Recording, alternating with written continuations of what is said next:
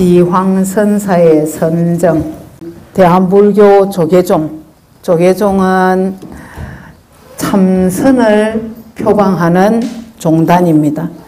그래서 이제 조계종에서는 직지인심견성성불을 종지로 해요.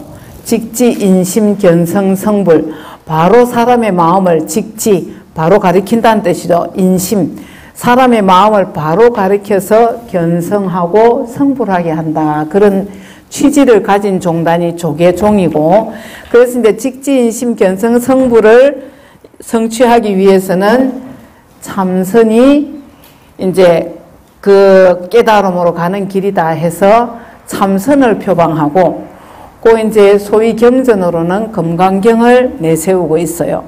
그래서 지금 조계종에서 수행을 하는 그 가장 주된 수행 형태가 선방에서 앉아서 참선을 하는 거거든요. 선방에 앉아서 화두를 들고 참선을 하는, 그게 이제 이 조계종의 가풍이에요. 조계종의 가풍이고, 그 선방에 앉아서 참선을 하거나 또 이제 참선을 하는 스님들이 점점 이제 줄어들고, 또 다른 방편을 찾다가 보니까 이제 연불선을 하는 스님들도 생겨나고, 그 다음에 경전 공부를 하면서 또 깨달음으로 가고자 하는 스님들도 생겨나고, 그 다음에 주력 같은 기도를 통해서 또 이제 깨달음으로 가려고 그렇게 또 애를 쓰는 스님들이 있고, 안 되니까 또 남방불교 쪽으로 가가지고 사마타 위파사나 선법을 또 이렇게 추구하는 그런 스님들이 계시거든요. 근데 가장 주된 거는 이제 화두 참선이에요. 화두를 타서 선방에 앉아서 깨달음을 얻고자 그렇게 이제 하는 것이 이 가장 주된 수행 풍토입니다. 현재까지 조계종에서는. 그래서 이제 스님들이 한거, 동한거 1년에 2번씩 결제를 해서 산문 밖에 나오지 않고 화두 참구를 하는 것이 가장 일반적인 그런 수행 방법이에요. 그런데 이제 육조스님께서 그런 일반적인 수행 방법에 대해서 뭐가 잘못됐는지 그걸 이제 지적하는 그런 내용입니다.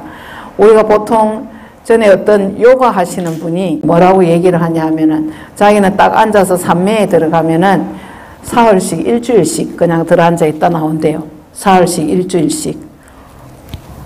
대단하죠. 대단한데 그게 깨달음하고 관계가 있을까요? 부처님 당시에도 많은 사람들이 그런 수행을 했어요. 요가 수행이라 그래요. 요가. 그래서 많은 사람들이 선정에 들고 나고를 많이 했어요. 많이 하면서 이제 올해 선정에 들어있는 사람들은 막 한 달씩 몇 달씩 선정에 들어가서 안 나와요. 그냥 막 깨워도 몰라요. 모르고 심지어는 이제 막 홍수가 나가지고 다 떠내려 갔는데 나중에 그 진흙을 막 이렇게 파헤치고 진흙이 막 물에 씻겨가고 이래 보니까 그대로 선정에 들어있던 수행자가 있었다는 거예요. 그렇듯이 이제 이 육신을 떠나는 거죠. 육신을 떠나갖고 어떤 경지에 들어가는 것인데, 그거하고 깨달음은 다르다는 겁니다. 그거하고 깨달음은 달라요. 깨달음이라는 것이 우리의 지금 현재 이런 삶의 모습을 완전히 초월하고 이걸 완전히 떠나서 과연 깨달음이 있을까를 생각해 보면 절대로 그렇지 않아요. 절대로. 우리가 지금 살아가는 거, 우리가 태어나서 이렇게 생로병사의 과정을 겪는 거, 요 사는 것이 고통스럽기 때문에 깨닫고자 하는 거잖아요. 이 삶 속에서 깨달음을 얻는 것이 맞는 것이지, 이 막 깨달음이라고 해서 우리가 사는 이 삶을 초월해서 다른 삶이 얻어지는 게 깨달음이 아니에요. 아니고, 내가 왜 태어났는지, 왜 살아야 되는지, 그 다음 왜 늙고 왜 죽어야 되는지에 대한 답을 얻고자 하는 것이 수행이에요. 수행. 그래서 깨달음은 왜 태어나고 왜 죽는지, 내가 누구인데, 내가 누구이며 나는 왜 태어났는가, 어떻게 살아야 되는가, 어떻게 죽어가는가, 죽고 난 뒤에는 뭐가 어떻게 되는가 하는 그런 나라는 존재에 대한 근원적인 해답을 찾고자 하는 게 깨달음이에요. 깨달음이지 막 현재 이 살아가는 게 괴로우니까 막 이걸 그냥 탁 이렇게 외면하고 눈 감아 버리고 막 다른 경지를 찾아가고자 하는 거, 그거는 깨달음하고는 108,000리다. 이 속에서 살아가는 게 다 공부예요.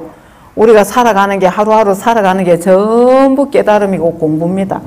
그래서 내가 살아가면서 잘 관찰을 해보면 이 이치라는 걸 알게 돼요. 옛날 도인들 중에 독각이라고 있죠. 나반존자, 독각. 그 나반존자, 이 독각들은 나무 위에 이렇게 가만히 앉아갖고, 그 사람들은 불교하고 상관없어요. 가만히 앉아갖고 자연의 흐름을 관찰해요. 자연의 흐름을. 봄이 오고 여름이 오고 가을이 오고 겨울이 가고, 이렇게 자연의 흐름을 관찰하는 속에서 인연법, 연기법을 깨달아 가지고 부처가 되는 경우가 있어요. 그런 분들을 독각, 연각이다 이렇게 얘기를 해요. 연기법을 깨닫고 인연법을 깨달아 가지고 성부를 견성을 한 그런 분들이에요. 그래서 살아가는 우리가 이 흐름을, 우리는 보통 몇십 년 다 살았잖아요. 몇십 년을 다 살아왔는데 가만히 생각을 해보면 우리의 삶이라는 것이 이 흐름이 있어요. 흐름이.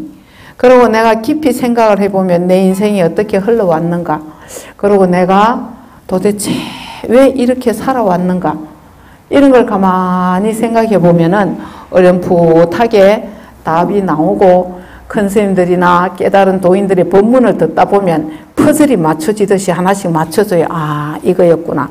아, 그래, 이거였구나. 이게 이런 거였구나. 하고 퍼즐 맞추듯이 삶의 해답이 얻어져요. 삶의 해답이. 그래서 자꾸 듣고, 그 다음에 내가 자꾸 애를 써야 돼요. 수행이라는 것이 특별한 방법이 없어요. 모르고 죽으면 또 똑같이 되풀이 돼요. 조금이라도 알고 죽으면 다음 생에 더 발전할 수 있잖아요. 정말 우리가 부처가 되어가는 이 과정은 우리 서가모니 부처님께서 삼아성지급, 아성지라는 건 무량무변을 뜻해요. 한량없는 그런 급을 수행을 해서 성불을 했다 이렇게 얘기를 하거든요. 그래서 우리가 현재 나의 모습은 윤회의 모습이잖아요. 윤회의 결과잖아요. 어쨌든 간에 우리가 윤회가 있는지 없는지 모르지만 내가 왜 이런 모습으로 현재 여기에 있는가. 딴 사람들, 나하고 똑같은 사람 아무도 없잖아요. 아무도 없거든요. 그러면 나는 도대체 왜 이런 모습으로 여기에 있는가를 생각해 보면, 아, 뭔가가 원인이 있구나. 그렇잖아요. 그죠? 내가 엄마 뱃속에 들어가기 전에 내가 있었기 때문에 엄마 뱃속에 들어가가지고 이런 몸을 받아갖고 나와갖고 지금 이렇게 살고 있잖아요. 그런 거 보면은 윤회가 없다고 할 수 없거든요. 그래서 윤회의 결과물인 거예요. 나의 이 모습은. 윤회의 결과물이고 지금 어떻게 사느냐는 나의 또 다음 생을 결정을 짓는 거예요. 지금의 모습이. 이 부처님 법을 이렇게 믿으면서 내가 자꾸 간절하게 도대체 부처님은 어떤 분인가? 기본적으로 그렇잖아요. 우리는 와가 막 엎드리기만 하고 부처님 막 뭐 해주십시오, 어떻게 해주십시오 빌기만 하지 부처님이 어떤 분인지를 모르잖아요. 왜 부처가 되셨는지.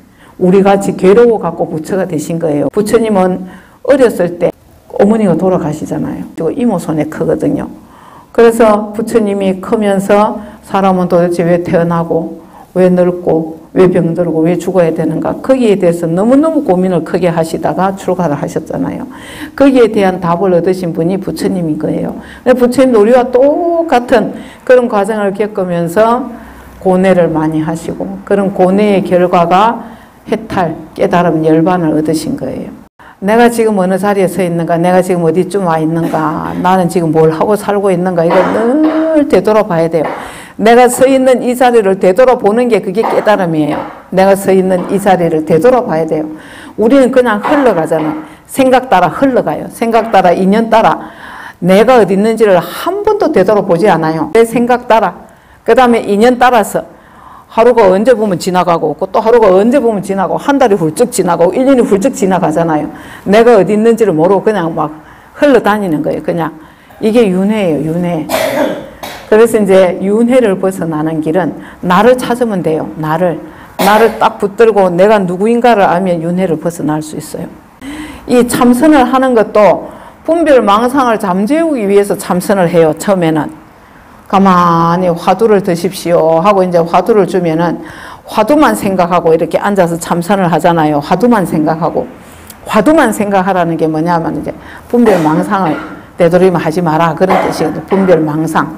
그래서 이제 분별망상을 없애고 화두를 딱 들고 앉았는데 그놈의 화두가 10년이 가도 20년이 가도 30년이 가도 도대체가 화두가 풀리지를 않는 거예요. 도대체가. 그리고 세월만 가요. 세월만 가고. 그래서 육조 스님이 여기에서 이 지황선사라는 분이 20년 동안 앉아 장좌불화를 했어요. 20년 동안. 장좌불화가 뭔지 알죠? 등을 땅에 안 대는 거예요. 요즘 우리나라에도 선방에 가면 장좌불화 하는 스님들 계세요. 옛날 큰 스님들도 장좌불화 한다는 얘기 많이 들어보셨죠? 등을 땅에 대고 눕지를 않아요. 또 앉아가 참선만 하시는 거예요. 참선만. 그럼 막 10년, 20년씩 앉아가 장좌불화를 해요. 그러면 우리는 막 대단하다 생각하잖아요. 대단하다. 저 스님 공부를 많이 했겠네. 저 스님 곧 깨닫겠네. 이런 생각을 하잖아요. 그렇게 생각을 하는데 그거는 깨달음하고 아무 상관이 없다. 그걸 지금 지적하고자 하는 거예요. 깨달음은 그렇게 해서 얻는 게 아니다. 현재 나를 떠나서 깨달음이라는 것은 있을 수가 없어요. 다른 경지를 추구한다는 건 있을 수가 없어요. 깨달음하고는 완전히 이렇게 멀어지는 그런 수행 방법이라는 그걸 지금 얘기하고자 하는 겁니다.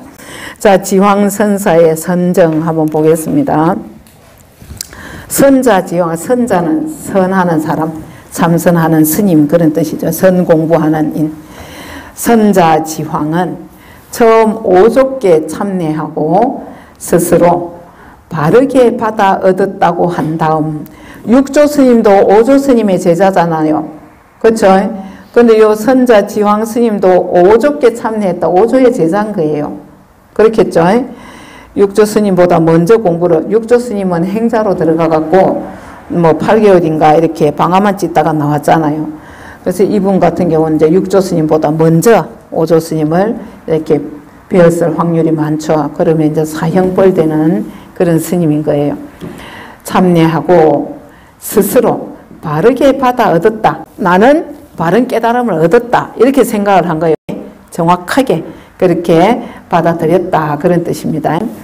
바르게 받아 얻었다고 한 다음 20년 동안 암자에서 장좌를 하고 있었다. 눕지 않고 앉아서 정진을 했다. 눕지 않고 장좌불화라 그러죠. 원래 불화. 눕지 않는다는 뜻이에요. 길게 앉아 눕지 않는다는 뜻이죠. 이렇게 이제 장좌불화를 할 수 있는 경지가 있어요. 우리가 이제 참선을 여러분들 참선하라고 이렇게 앉혀놓으면은 한 5분, 10분만 되면 막 주리가 털려요. 다리도 아프고 허리도 아프고 막. 그러면은 참선을 못해요. 그러면은.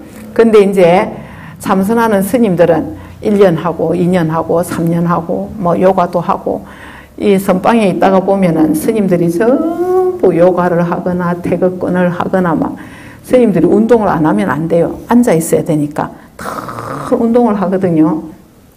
그래가지고 몸을 조복받는다 그래요. 몸을 조복을 받아요. 앉는 거를 이제 힘들어 하지 않고 앉을 수가 있는 거예요.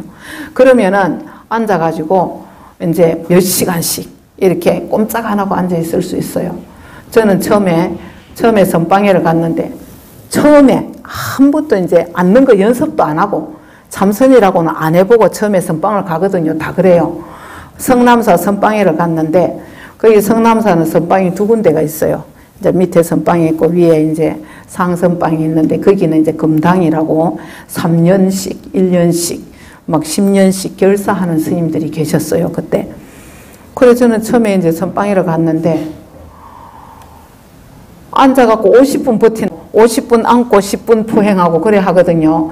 50분 앉는 것도 힘들어 죽겠는 거예요. 처음에 앉아 있는데 스님들이 막 너무 잘 앉아 있어요. 막 꼼짝도 안 하고 탁 앉아 있는데 혼자서 허리도 아프고 다리도 아프고 막 처음이라 놓으니까 이게 습이 안 돼가지고 그러고 이제 겨우 하루를 지나고 나서 이제 잠을 자는데 잠도 이렇게 딱 범낮별로 이래갖고 딱 잠자리가 다 정해져요. 그럼 그 잠자리가 불편해가지고 자다가 일어나고 자다가 이래 돌아 눕다가 깨고 돌아 눕다가 깨고 막 이렇게 하는데 자다 일어나 보면 앉아있는 스님이 있고 또 자다 일어나 보면 또 앉아있는 스님이 있고 밤새도록 앉아있는 스님들이 있었어요. 그 당시에. 그래서 제가 저 스님들은 이제 좀 막 깨달음을 얻는가 보다. 저 스님들은 진짜 막 대단한 경지에 들어가 가지고 진짜 공부를 많이 하는가 보다. 그리고 진짜 잘 앉아 있어요. 스님들이 탁 앉아 가지고 그거는 이제 다른 경지가 왔다는 거죠. 그냥 이런 보통 마음 상태 갖고는 그게 안 되거든요. 그래서 참선을 하다가 보면은 정말로 편안한 경지가 와요. 정말로 편안해요. 그러니까 그게 이제 좋아가지고 거기 딱 앉아갖고 아무 생각 안 하는 거예요. 너무 좋으니까. 너무 좋으니까 가만히 앉아갖고 시간 가는 줄 몰라요. 그렇게 장좌불화를 하는 거예요. 그런 맛을 아니까 장좌불화가 되는 거예요. 그거 모르면은 힘들어갖고 못하고. 그래서 이 스님 같은 경우도 20년 동안 장좌를 하고 있었으니까 얼마나 대단해요. 대단한 경지가 있었겠죠. 그래서 이제 조사의 제자, 육조 스님의 제자인 현책이라는 스님이, 이 현책이라는 분이 앞에서 영가 현각 스님도 육조에게 인도를 했었죠. 그래서 이 현책이 사방을 다니다가 하삭이라는 지방 이름이에요. 하삭에 이르렀을 때 그 지황선사가 장좌불화 한다던다 하고 이제 20년 동안 그렇게 막 장좌불화를 하니까 온데 소문이 났을 거 아니에요. 온 동네 사람들한테. 그러니까 이제 소문을 듣고 암자로 찾아간 거예요. 이 지황선사를 찾아가서 물었다. 그대는 여기서 무엇을 하고 계시오? 하니까 정에 듭니다. 선정에 든다니 선정에. 정에 듭니다. 하니까 그대가 정에 들 때는 유심으로 들어갑니까? 무심으로 들어갑니까? 마음이 있어서 들어갑니까? 마음이 없이 들어갑니까? 우리가 이렇게 선정에 이렇게 들어갈 때 화두를 든다고 해도 마음을 갖고 들어가는 거하고 마음 없이 무심으로 들어가는 거하고는 뭐 그런 게 있겠죠. 마음을 갖고 화두는 마음을 갖고 들어가는 거잖아요. 그런데 아무것도 없이 그냥 앉아 있는 건 무심이겠죠. 그래서 이제 그걸 묻는 거예요. 여기 이제 이 현책이라는 분이 요거는 이제 시험을 해보고자 하는 그런 질문입니다. 과연 제대로 선을 하는가 알고 하는가 그걸 시험해 보는 거예요. 유심으로 들어갑니까? 무심으로 들어갑니까? 만약에 무심으로 들어간다면 당신이 무심으로 아무 생각 없이 그렇게 앉아 있다면 모든 일체 초목이나 풀이나 나무, 초목이나 기와나 돌까지도 모두가 마땅히 정을 얻었을 것입니다. 다 그 아무 감정이 없는 것들이잖아요. 감정 없는 사물들이니까 당신이 아무 생각 없이 앉아 있다면은 기와나 돌까지는 뭐 초목이나 뭐가 다르겠느냐 그 말이에요. 마땅히 정을 얻었을 것입니다. 만약에 또 유심으로 마음을 갖고 유심으로 정에 들어간다면 일체 생명 있는 것들, 모든 유정들, 모든 생명 있는 모든 것들이 모두 정을 얻을 것입니다. 그러니까 이 지황선사가 뭐라냐 하면은 내가 선정에 들 때는 있다 없다는 마음이 있는 것을 보지 못하면 난 아무 생각이 없습니다. 그 말이죠. 내가 뭐 마음이 있는지 마음이 없는지 선정에 들어있을 때는 그런 감각이 없다. 마음이 있다 없다는 생각을 안 한다. 이렇게 얘기를 하니까 그러니까 늘 선정에 있다는 얘기겠죠. 늘 선정에 있다는 거죠. 있다 없다는 마음이 있음을 보지 못한다면 그걸 느끼지 못한다면 이것이 바로 영원한 정입니다. 늘 선정에 있는 거 아니겠습니까? 그런 뜻이에요. 그렇죠? 선정에 들어있다 없다는 생각이 없으면은 당신이 선정에 들어있다는 거는 늘 항상 선정이 아니냐. 항상. 유심도 무심도 아니라면은 본래 선정이 아니냐 그 말입니다. 그러니까 그런데 여기 어찌 출입이 있겠습니까? 처음에 와갖고 뭐 합니까? 하니까 나는 정에 듭니다 하니까 아니 마음이 있는 것도 없는 것도 아닌 그런 상태가 늘 선정일 텐데 마음이 있지도 없지도 않으면서 왜 선정에 들고 난다 합니까? 그런 뜻이에요. 선정에 들고 나고 하는 그런 출입이 어디에 있겠습니까? 하니까 만약 출입이 있다면 큰 정은 아닙니다. 출입이 있다면. 왜냐하면 24시간이 선정이고 삼매여야 되는데 깨달음의 자리는. 근데 당신이 선정에 들고 난다는 것은 그것은 틀렸다는 것이죠. 선정에 들어가면은 나옴이 있는 것이죠. 근데 이 부처의 자리라는 것은 들고 나오는 게 없는 거예요. 늘 이 자리, 늘 이 자리. 늘 이 자리지. 선정에 들었다고 부처 자리고 선정에서 나왔다고 부처가 아니고 그게 아니란 얘기예요. 우리 부처님께서도 그 처음에 출가를 하셔가지고 깨달음을 얻기 위해서 애를 쓰시다가 그 당시 유명한 스승들을 다 찾아가잖아요. 그 당시에 최고 스승들을 찾아갔고 최고 선정의 경지까지 올라가요. 부처님이. 올라갔다가 포기를 해요. 왜? 선정에는 금방 들어가겠는데 선정에 들었을 때는 너무 좋고 편안하고 너무 좋은데 선정에서 나오면 똑같은 거예요. 그러니까 부처님이 이건 아니다. 이건 깨달음이 아니다. 선정에 들어있을 때는 좋고 선정에 나오면은 내나 평상심하고 똑같고 이거는 한계가 있다. 그러면서 부처님이 뭐라고 얘기를 하시냐면 이 세상에 내가 배울 스승은 없다. 나는 이제 혼자 깨달아야 되겠구나. 그래가지고 부처님이 그 당시 제일 그 유명했던 스승인 우딱가라마푸타, 알라라칼라마 같은 그런 스승들을 찾아갔다가 그런 스승들이 이제 이 부처님이 너무 수성하게 이렇게 금방 따라 붙이니까 여기서 같이 머물러서 나랑 같이 수행을 하면서 사람들을 제도하자 했는데 부처님이 떠나잖아요. 이거는 아니다. 내가 찾고자 하는 궁극의 진리가 아니다. 궁극의 진리라면은 이걸 벗어나 해탈열반이 얻어져야 되는데 들어갔을 때만 해탈열반이고 나오니까 아닌 것은 아니라는 거죠. 그건 진리가 아니라는 거죠. 그래갖고 부처님이 포기를 하고 나오시잖아요. 포기를 하고 나오셔가지고 다시 보드가야로 가갖고 일주일 동안 보리수 밑에서 혼자 정진을 해갖고 깨달으시잖아요. 사실은 부처님이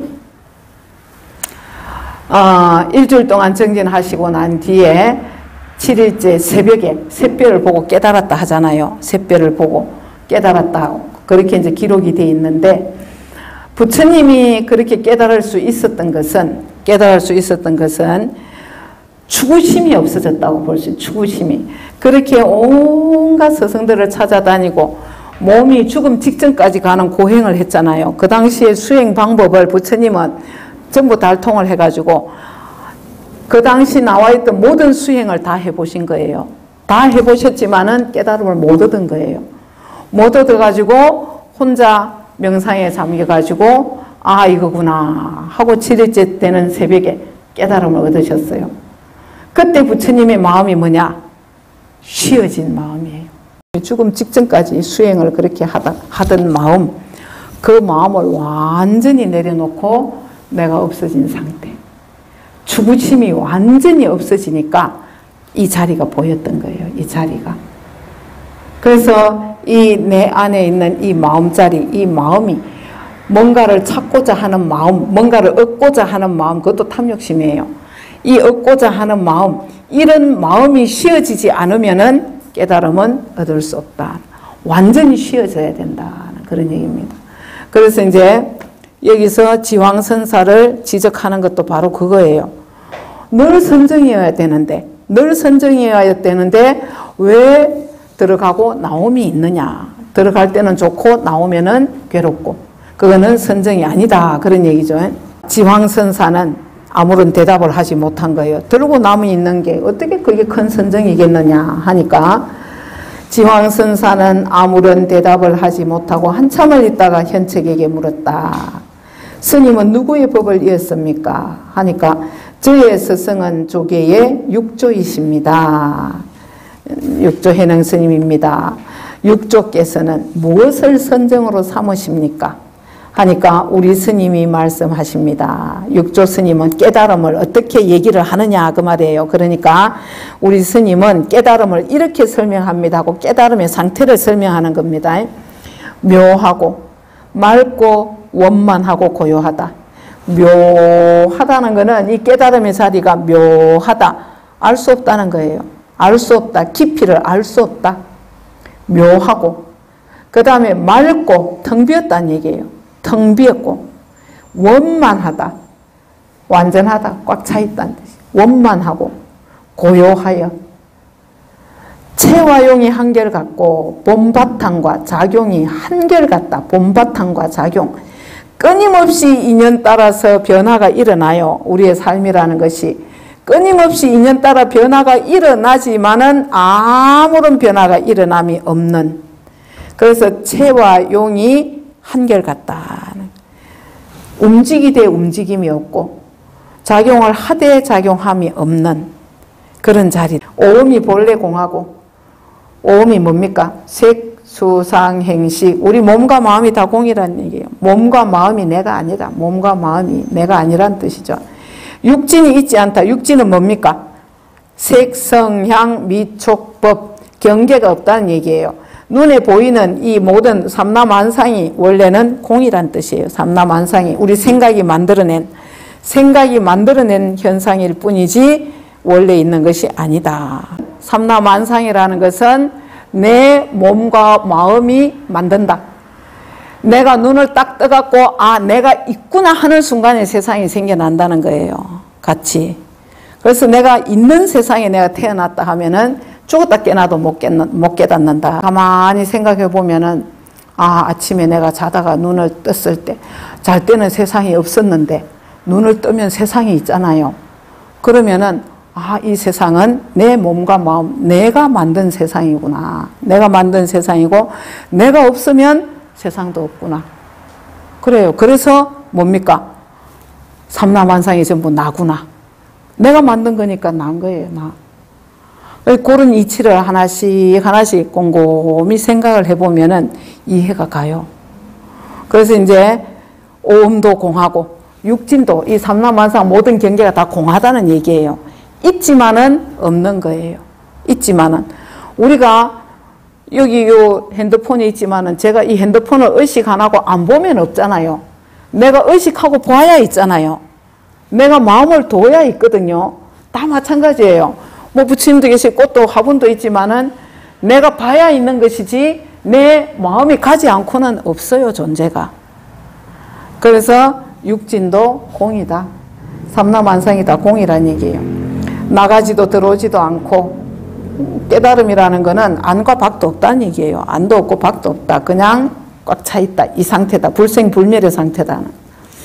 그 반야신경에 제일 잘 나오잖아요. 불구부정, 부정불감, 뭐 또 불생불멸 이게 다 깨달음의 자리를 그대로 나타낸 말이에요. 반야신경에 제일 잘 나와 있어요. 나가지도 들어오지도 않고 불생불멸이라는 뜻입니다. 안정되지도 산란하지도 않다. 선정이랄 것도 산란하다는 것도 없다는 거예요. 이 깨달음의 자리는 분별심이 다 떠난 자리, 분별심이 없는 자리. 그냥 이 상태 이대로 완전한 거예요. 그냥 이대로 완전한 거예요. 그냥 이대로. 선의 본성은 머무름이 없고 왜?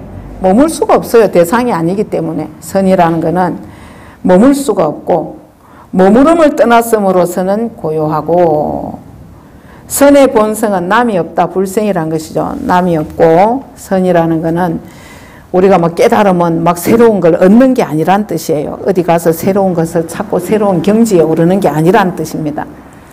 남을 떠났으므로 선을 생각하나니 선이라는 생각을 일으키는 것을 벗어나야 된다. 그런 뜻입니다. 남을 떠났으므로 생겨남을 떠났다는 게 생겨남. 남이 없다는 거예요. 남이 없다. 불생불멸. 선을 생각하나니 마음이 흑온과 같대. 흑온과 같다는 헤아림도 없다.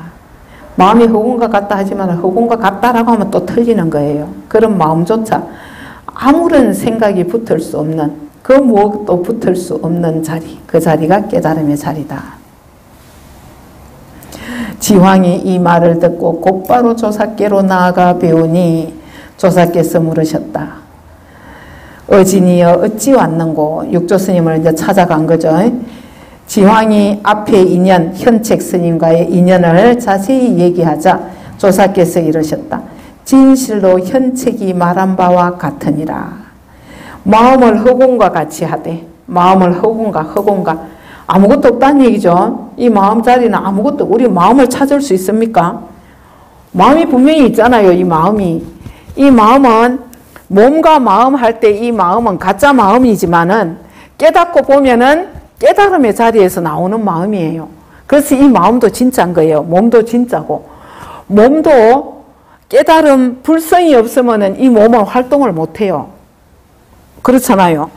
금방 죽어갖고 금방 죽은 시체가 있는데 몸이 있는데 말도 못하고 움직이지도 못하고 먹지도 못하잖아요. 그러면은 몸을 움직이고 말도 하게 하고 활동하게 할 수 있는 불성이 있어야 돼. 불성, 부처의 성품. 그래서 그 부처의 성품을 우리가 허공과 같다. 이렇게 얘기를 하는데 부처의 성품이 이제 달리 말하면 마음이잖아요. 불성이라는 게 마음이고 자성이고 본성이고 진여고 뭐 열애장이고 이름이 수십 가지도 더 돼요. 그래서 이제 그 마음자리는 우리가 늘 볼 수도 없고 들을 수도 없고 마음자리는 뭐 어떻게 상상을 할 수 없는 그런 자리잖아요. 이 마음자리가. 그래서 보통 허공과 같다 이렇게 표현을 하는데 그렇다고 또 허공을 마음은 허공과 같다 하고 또 이렇게 상상을 하면은 또 틀린다는 얘기예요. 또 틀려요.